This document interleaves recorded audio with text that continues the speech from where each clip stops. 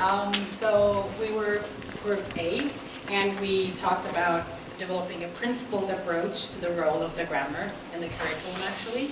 Oh, by the way, my name is Yeşim. I'm from Istanbul University. So we actually have a metaphor here for you. And Yadigar, where is he?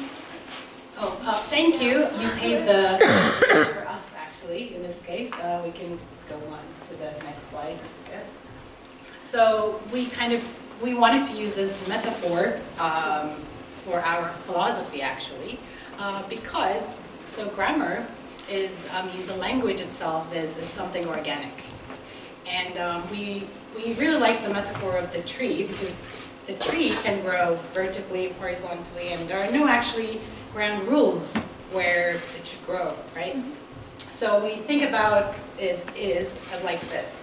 So we would like to talk about the philosophy behind, the principles behind of what we actually did, how to put the grammar in the curriculum. So we can... What's happened? I don't know. One more? Can you just go? Oh, it's that. Okay. Yeah, that's what we did, I guess. That we should. Okay, so we would like to talk about the principles. So first of all, so there are a wide range of approaches. So we all know about these, right? So,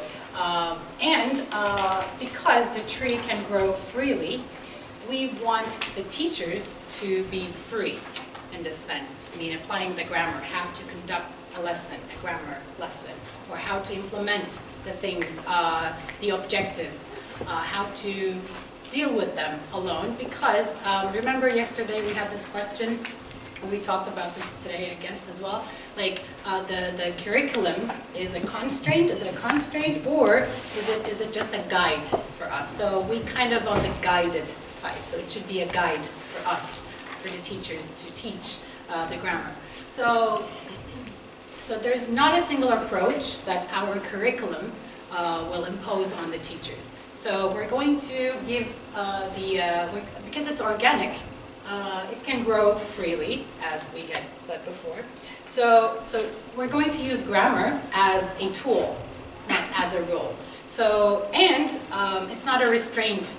It won't be a restraint on the teachers as well. So what it means is that we will have the objectives. How are we going to have the objectives? They're like the seeds. So the teacher, the curriculum will give the seeds to the teacher, and the teacher will plant those seeds. And from then on, teacher is free.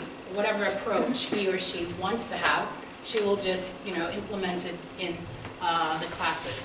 So, and the teacher is actually the gardener. So we have this little lovely picture up there for you.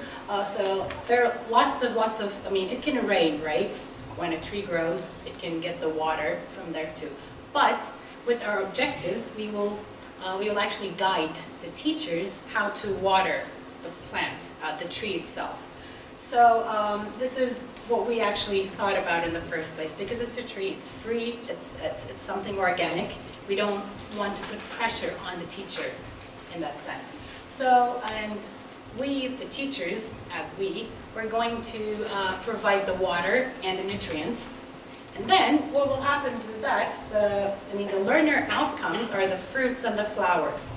So we stick with that metaphor because it actually fits it with our philosophy in terms of the grammar here.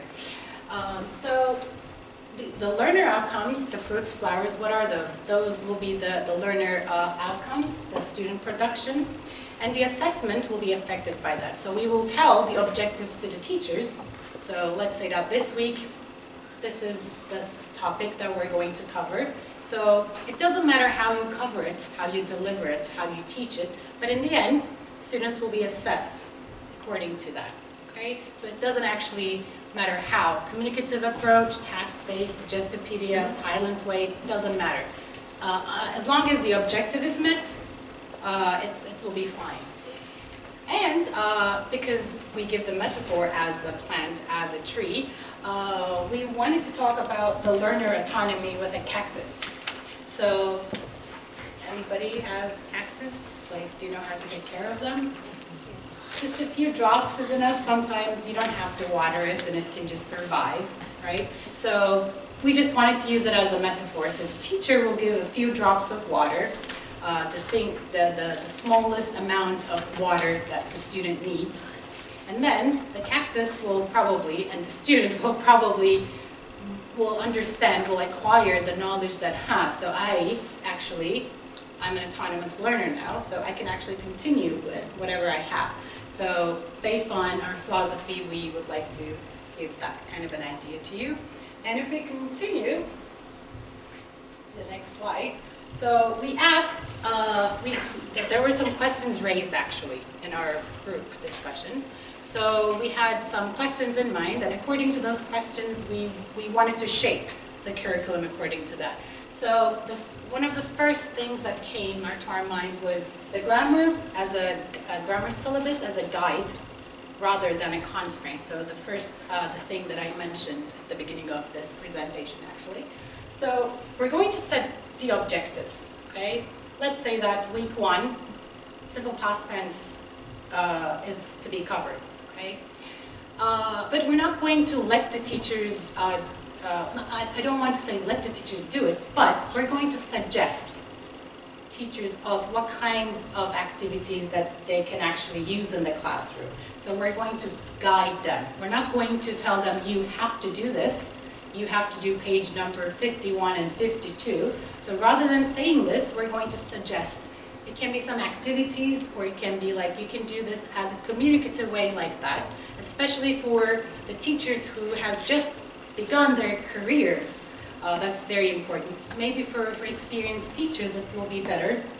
It will not be a good way to say it, suggesting things, because generally experienced teachers have their own ways of dealing with grammar. But like if it's your first year, if it's your first class, if somebody tells you that, okay, these are the objectives, please cover them. Probably you'll be so scared because you wouldn't know how to deal with those. So those suggestions are mainly for those kinds of teachers, let's say, but there are going to be suggestions. And then, how are we going to set the objectives? According to the CFR levels, of course, and according to the teacher's feedback and students' needs. And we're going to talk about departments, should be an apostrophe there. So the department's requirements. So because after finishing a prep school, students will continue to their departments, right? So what kind of things they need in terms of grammar. So, so if they need this type of, let's say, production, so we need to add it to our curriculum. So this is what we thought. And the student's background, because I think we talked about it in our group actually. We have one teacher from Harran University, and her students they're all Turkish, Kurdish, Arabic students. So sometimes students' needs are also important.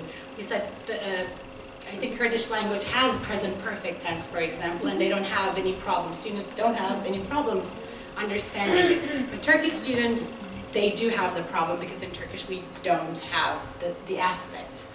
We don't have the perfect aspect of any tense, actually.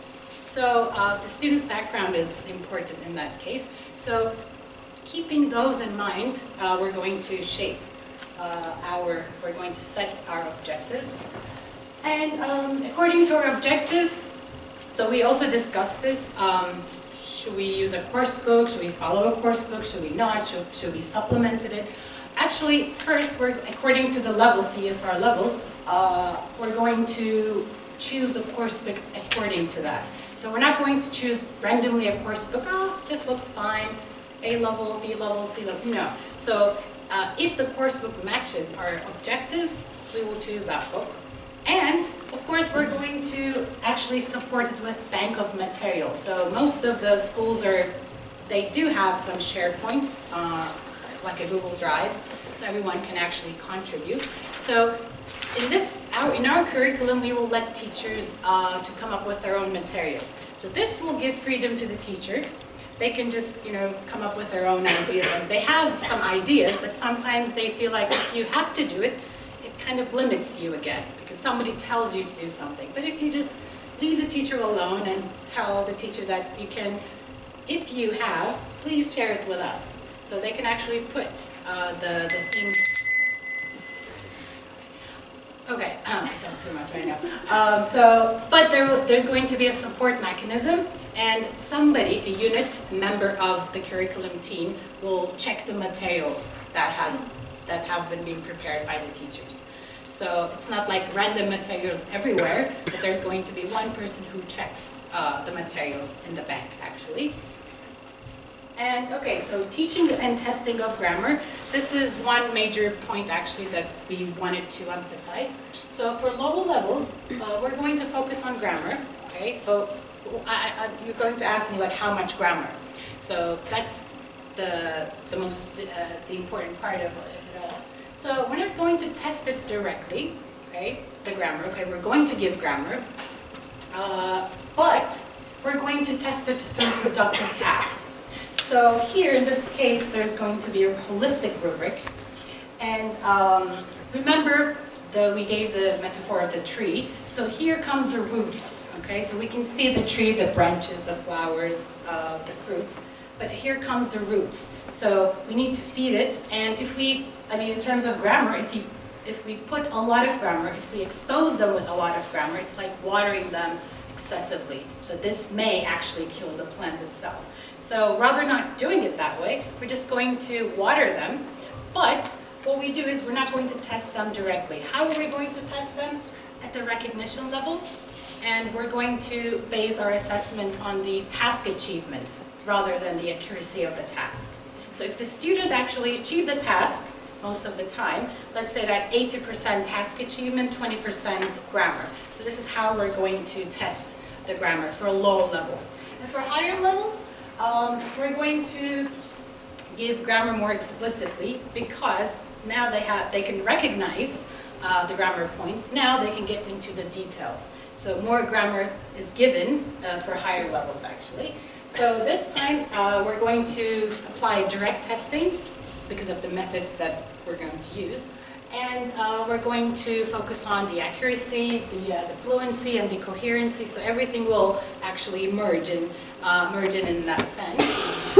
And of course, we're going to, in the curriculum, in the syllabus, we're going to indicate which objectives are for production. So we thought that, let's say that at the end of this lesson, students will be able to, let's say, use simple past tense correctly for past events, let's say. So, and then in the end, we're going to say like a P, it's a production activity. So maybe they're going to write a small paragraph. So teachers will know that it's going to be a production activity. Or is it like a spoken outcome? Is it written outcome? Is it spoken language? Is it written language? So we're going to give clues to the teacher so that he or she would know what to do in the classroom in that sense. And yeah, so this is the grammar, how we implement the grammar in our curriculum. So we didn't want to talk about like which approach should we use because these are the things that everyone talks about. So we would like to give a room for the teacher to decide some of the things for himself and for the sake of the classroom. So yeah, do you have any questions regarding to our implementation of the grammar and the curriculum?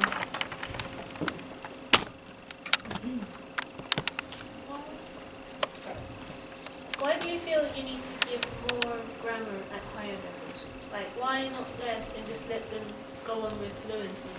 Okay, we thought for low levels, if for the recognition level, somebody gave the example like the passes. I'm not sure if it was a higher or lower level, but I just wanted to use that example. So even in your instructions in lower levels, for example, if you do it like this, you will. So students actually know the conditionals there, but you don't explicitly give them. But in the recognition level, they will understand it. When they come to the higher levels, when you say, oh, this is conditional, first conditional, second conditional, third one, then they will actually have, because they have the idea of what a conditional is, they can actually understand more of the form now rather than the meaning, because they have already understood what it means, like a conditional sentence is. And then when it comes to the higher levels, they will have that idea of, okay, so for past events, I can use this because I can never go back and change things. Or for hypothetical situations, I can use that one. And then you can actually introduce the form. Because they will have already learned will have verb 3 or will verb 1. These kinds of things, actually. So that's what we thought. Thank you. Anything else? Okay, so thank you for listening.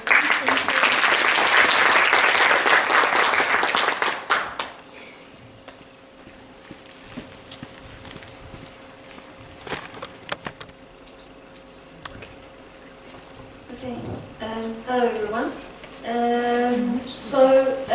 To continue from last Group A's PowerPoint, yes, now we've decided, the Foci Tobb has decided on a new approach, and we are mostly concerned with how our teachers going to collaborate in implementing this new approach that, we've decided altogether. But as you might already know, this is an overview of what we're going to talk about. So we'll be talking about the challenges at first, and then we'll talk about some stages of how to get teachers to collaborate with us on this new implementation. So as you may have already experienced at your institutions, whenever there's a change, a good change, a bad change, any type of change, as the curriculum team, we're always faced with some challenges, and teachers are faced with some challenges as well. And some of these, the biggest challenge that we see is the teacher's resistance to change, because anything outside of a teacher's comfort zone, anything new can be scary to teachers at first. And another challenge might be that the new approach that's adopted might not coincide with the assessment that's taking place at the institution. This might also cause a challenge.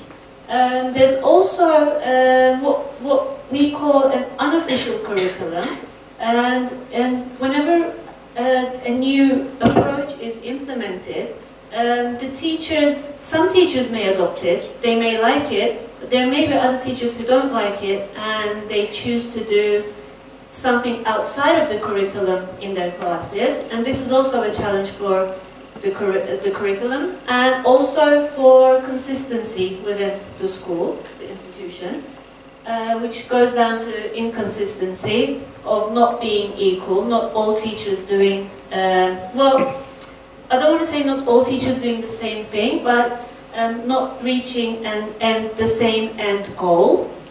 And another challenge might be that there might not be a professional development unit at the institution to support the change that has taken place. So to overcome these challenges and to get teachers to collaborate with the syllabus unit, the curriculum unit, first of all, before making any type of change, we feel the best thing to do to get teachers to work with us is to first carry out a needs analysis. So start your change based on what your institution needs, not based on what you think your institution needs. So to do this, you can organize focus groups with the teachers, get teachers all together in a room, ask their opinion, this is one way, or you can have one-to-one meetings with teachers, ask them some questions, get their feedback on what they think would be a better approach before making a change. Also, get teachers involved in the process of actually producing your new curriculum, setting your goals together with your teachers, getting them involved in the process, making them feel as part of the whole system and making them feel like they have a say in what's going on at the school. Furthermore, we also said, I know this is Group C's topic, but at the planning stage, it's good to get the students involved in what they need, because sometimes teachers show resistance to a certain approach, but then if you go ahead and say, oh, but we have also spoken to the students and they've said they need this, and this might change their perspective on what you're trying to do, and actually might make them feel more favorable towards the new approach that you're trying to adopt. And also, this is in the planning stage, talk to the students at the departments, because they will progress onto their departments. Get them to tell you what they feel like that's missing in the education that they have taken from the prep school. Talk to the professors, the department professors, get them to give you feedback on what they think might be a better way of doing or implementing a curriculum in your institution. And also plan and write a detailed curriculum. What we mean by this is clearly stated objectives, so we know where we're trying to go. Also, a clearly stated philosophy, aim, vision. So this is all communicated to the teachers right at the beginning, and plan this out. So this is all the planning of making a change. We haven't started making the change yet. The next step would be actually, once we've planned it, the implementation part. But all this planning doesn't mean we're ready. We're still not ready. We don't know if the system that was chosen or was created is suitable. So the first thing is, the first point, it shouldn't be there, forget it. The first thing that any institution should do before making an official change is to pilot the process. And the piloting process obviously involves the teachers. This is a big part of their collaboration. And again, clearly stated booklets, written curriculums, guiding teachers on how to use, guiding teachers on how to implement this new approach. And if your institution does, which Foci does, I'm sure, have a PD unit, or will have, get their support, because we as the curriculum people have a say up to a certain point, but after that you need the support of a PD unit to encourage peer observations, to encourage teachers to self-observe themselves, and for actually PD unit members to go into the class and to see if the implementation and the approach is working, if the teachers are actually implementing the approach, and how it's going as a result. Also here we have sample lessons, and we've discussed in our group that the sample lessons should be provided by the teachers. They can share these sample lessons among each other, and with this they'll be able to recognize how different classes are implementing the approach, or maybe a class is not implementing the approach, and they can guide maybe that class to, they could just say, oh, you know, maybe you should try doing this way, like a friendly suggestion. Furthermore, the PD unit should organize workshops and seminars that actually meet your needs in terms of the new approach that you've adopted, and if there is any other, let's say, drawback from the implementation, they should actually provide workshops and seminars and support in those areas as well. Carers share sessions, I think, might be the most useful ones in terms of it's not a formal meeting. It's not done by any administration or the curriculum team. It's just a gathering for teachers to come together and to verbally share what's going on, how they're getting on, is everything okay, to help each other without any sort of administration or administrative position being there to pose as a threat.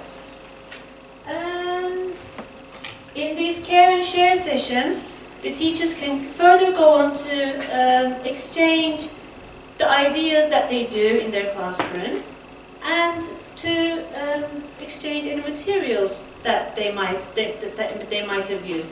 We've also further suggested in the groups that there could be material banks put in like a common place in the institution, and teachers can just put their materials in that materials box, and if the teacher feels like it, they can browse through it and just use whatever material that they may see fit for their class. Now, after, obviously, there's a piloting stage, we've implemented the new approach, but then we need to see if it's actually worked or not. So, the first stage would be,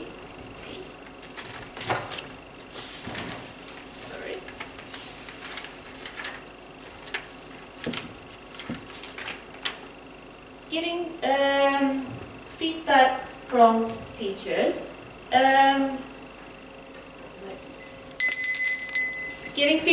teachers, about how the implementation went, what happened in their classrooms, whether it worked or not. This would be in the form of spoken feedback, which is through informal chats with teachers in the corridors as SU members, or it could be through one-to-one meetings where we can go with, a set of questions, just ask them, take note, and then come together and then discuss any burning issues that might have come up. Or these feedbacks could be in the form of written feedback, where teachers provide self-reflective reports on how the implementation went. Or there could also be evaluation forms prepared by curriculum team and provided to the teachers for them to fill in. Furthermore, we could also get feedback from students, as I've said in the beginning, feedback from students on what to do, and then feedback from students on how it went. Get students together in a group, ask teachers to get feedback reported, or one-to-one meetings again, maybe with the students as well, if not all students obviously, but a couple of students from each class. Also get feedback from departments once the students have progressed onto the department. After being in the system for a year, if they've progressed onto the department, get feedback from the professors. Have they seen any change in the students' performance once they've moved on to their department? Has the approach actually been beneficial for them to progress onto the department? And student performance scores may also indicate whether the adopted approach was successful or not.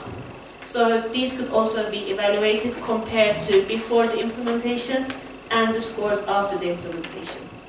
And yeah, that's it for us. Any questions?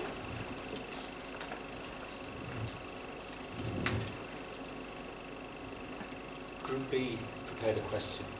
Us, we prepared the question No, for sorry, us. Group B prepared a question for Group B, sorry.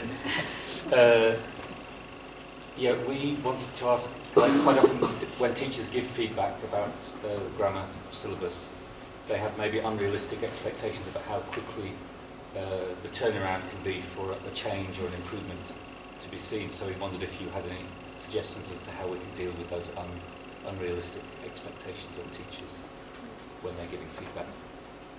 Feedback on what exactly? On the grammar syllabus.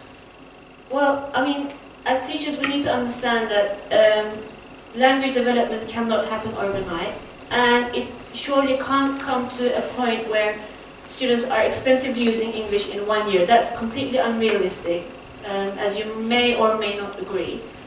Even to get students to a certain level is quite unrealistic. I mean,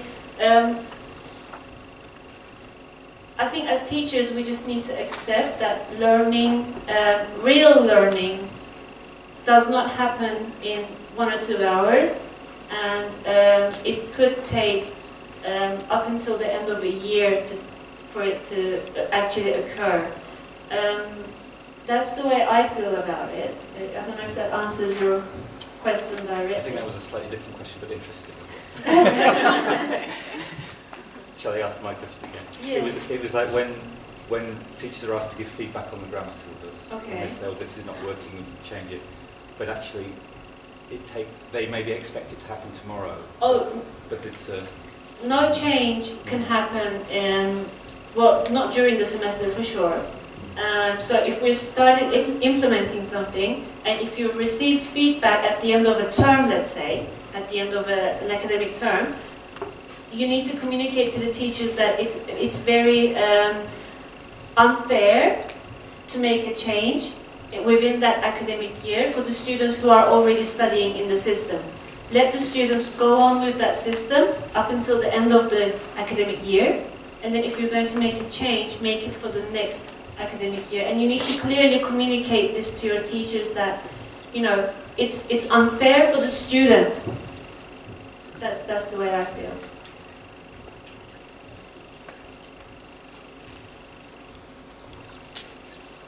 Yeah? Yes? Thank you very much. Thank you.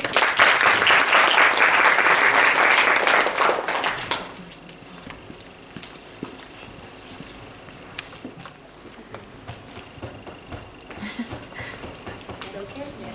Right. So, hello everyone. I think you can hear me. Right. Okay, firstly let me introduce myself. I'm Fatma from Curricular University in Denizli. And I'm the member of UC Group C. And we're focusing on the learners. And here, sorry, you see my friends that we all discussed the topic. And our topic is and first how to promote the approach to learners. And first of all, we'll be talking about to whom, what, why, and what challenges we have, and how. I mean the action plan. In fact, at the end of my presentation. Firstly, I want to start with the to whom part. I mean, who are they? Who are the learners?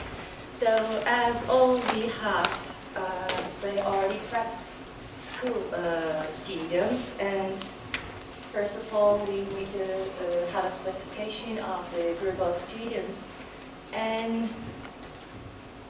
they are aged, you know, between 17 and 20 or 21 maybe, the prep school students. And next we need to know these students' learning preferences and what they prefer to learn, and then we can maybe decide what to teach to them. And it is necessary because we need to answer, we need to know their needs and preferences to decide, and we need to make them understand after that. We need to make them understand the rationale behind teaching practices, and it makes them clear, and they can understand us better, we can say. And, sorry.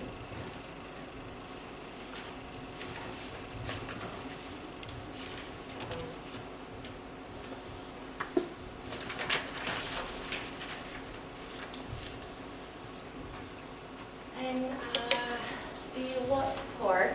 So firstly, we should decide what a grammar approach or approaches. Of course, we don't have to only follow one of them.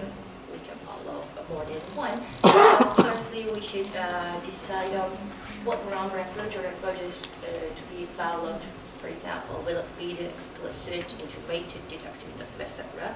These things, and while we are doing it, we need to, of course, get their needs again.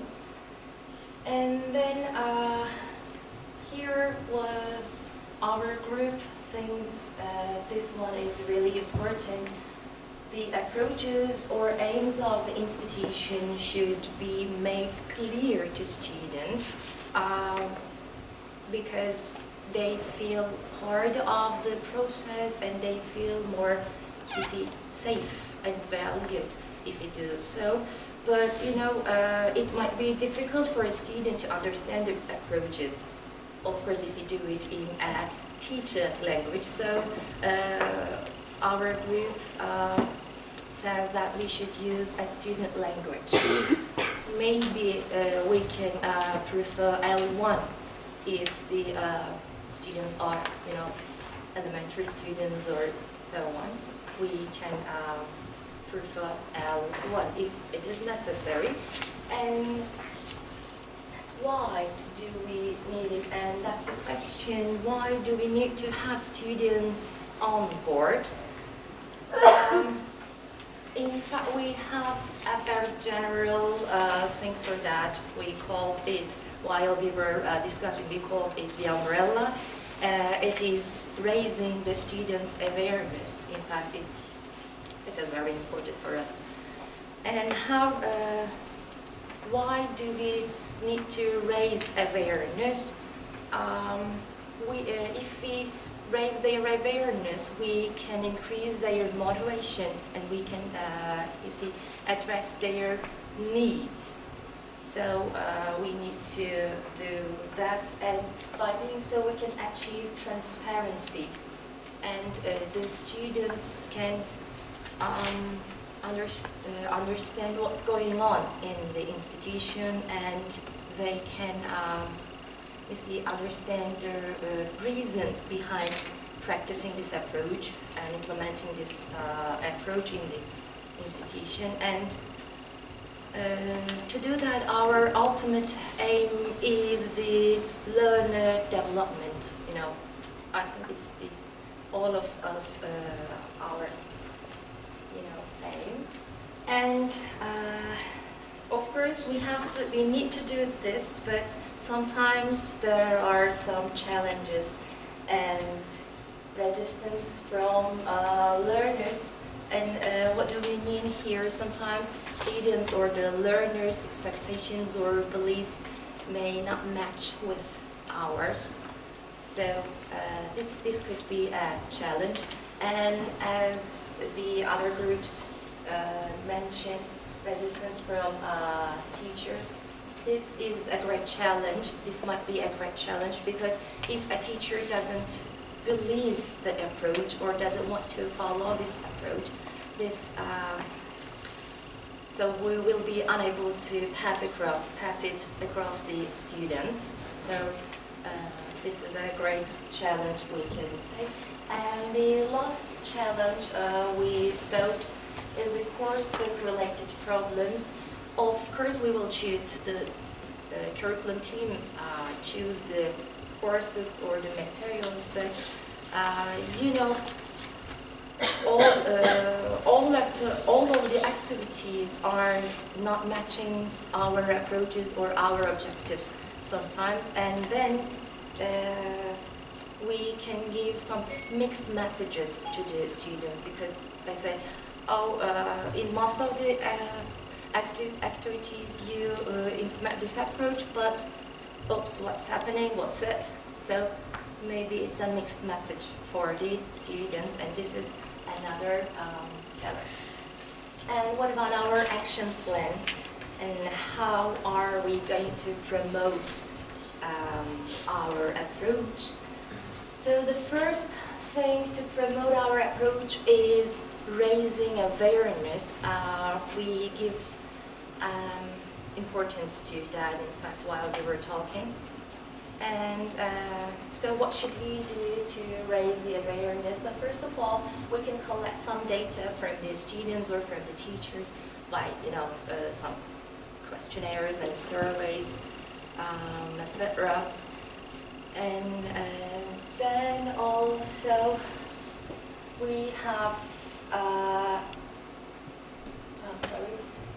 while we are collecting that data, we can ask students during the lessons, so what do they think about it, or sometimes we can have some orientation programs at the beginning of the term, a short orientation program, or it could be a whole year or whole term orientation program, and the students could be told, could be informed about the approaches that we have chosen or decided on. Or we can use another way, we can talk to the students and get their ideas about the approaches during the lessons. What do you think about the activity here? Do you think, what do you think we did here? We can ask some questions maybe during or at the end of our lessons. And this is another way of collecting data. And training one. And we can have here mentoring programs, and from the students or faculties. And we can have study skills in the training program. So we can try to teach students about the study skills and study strategies maybe, so that they can learn it.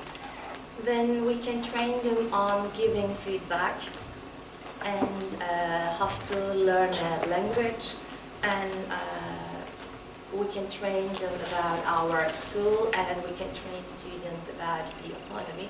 And as I said in the previous bullet here, we can do it before the beginning of the term, at the beginning of the term, or during the term. We can do that. And the next one, course books and materials. So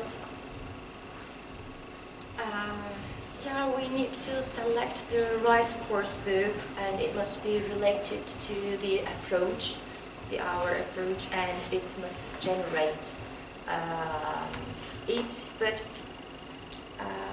in addition to the course book, we have some other materials. I'll go on quickly.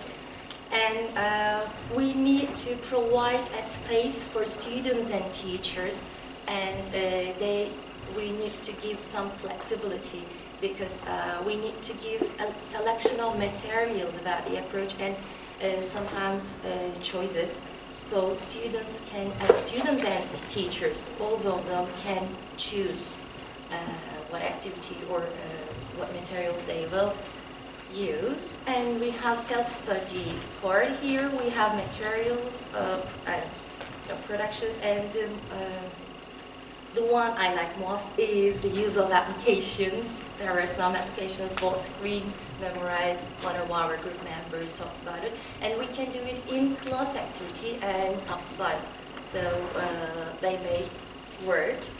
And the last part here, we have learner uptake, and here we should have realistic expectations, as the other group members told. We need to be very realistic, and we need to think about the individual preferences, learning preferences.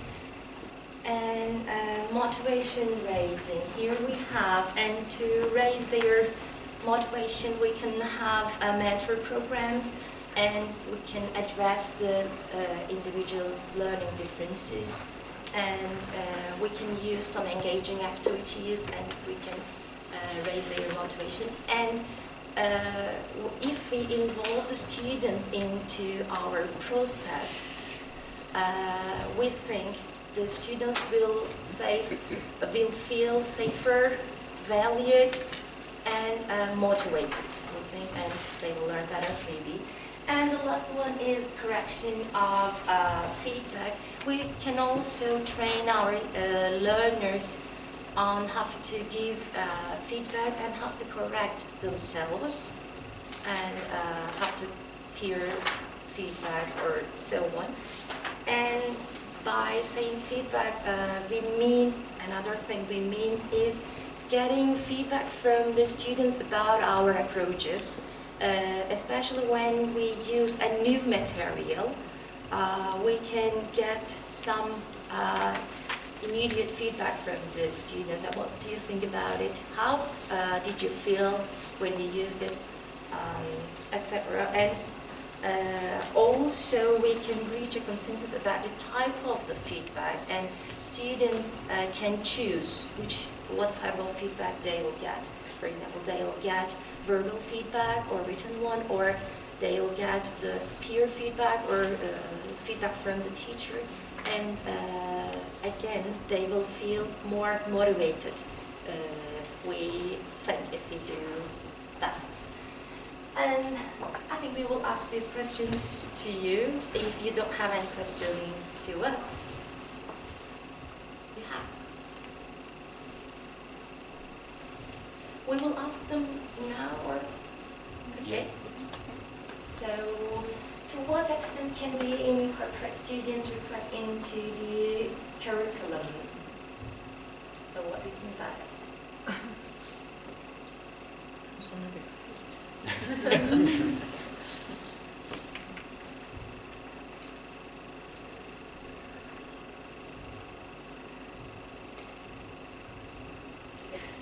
Is it like, what kind of request are we talking about here? Is it like the feedback that we got from students, like according to, I mean, why not adding this? Why not teaching us this? Kind of this is what you mean by request, right? What do they want to learn, or don't want to learn, maybe? Well, if there's a rationale, I mean, if you can support it with some evidence that, maybe they're right, maybe we should, whatever they're requesting, you can just play around with it, I guess, in the curriculum. Sometimes they just want to be comfortable and they want a kill from us. Feedback, like, what's a request? Request is something There's no big. to be so much sense. But whenever it comes to something generationless job sites, then why not? Go on with the second one. To what extent should we provide feedback? Feedback on what? On grammar. Grammar?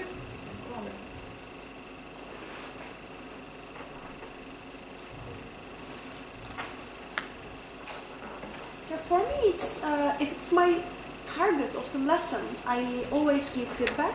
But if it's not, I almost never give it, because if it is something important, if it interferes the meaning, I take notes. And the last 5 minutes, for example, of the lesson, I give feedback in total. I mean, the notes from different students, for example. So in that way, it is not like, interrupting the lesson or the student, or it is not, you did wrong, this is wrong, kind of way.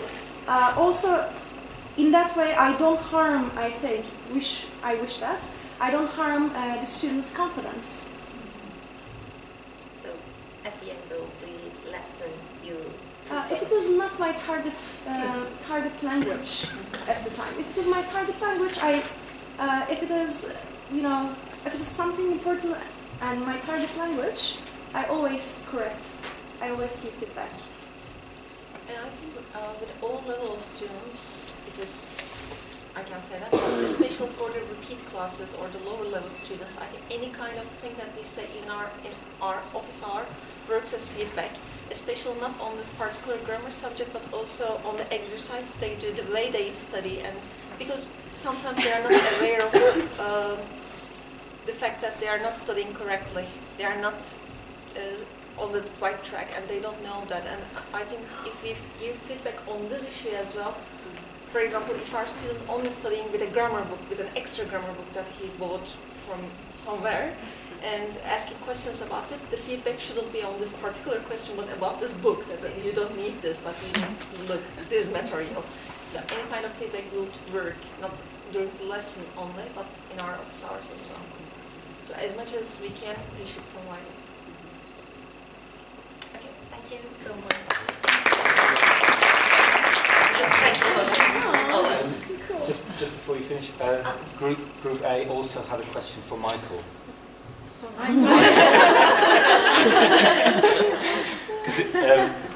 Because we were really wondering about, at MEF, you know, about the students get the videos before the class that they have to video tasks, and we were wondering if that meant, if the grammar was presented by videos, is that always sort of explicit grammar teaching, or does it vary? It kind of depends on the teacher who made the video. It's fairly explicit, but they try to tackle meaning first and why you would be using it, how you would use it, and then form. But it's fairly explicit. You shoot the video. Yeah, we make it. Huh. Okay. I thought you're using like an authentic material. Or we kind of thought about it that way. Yeah, no, we make. Michael, what if you do not watch videos before coming to class?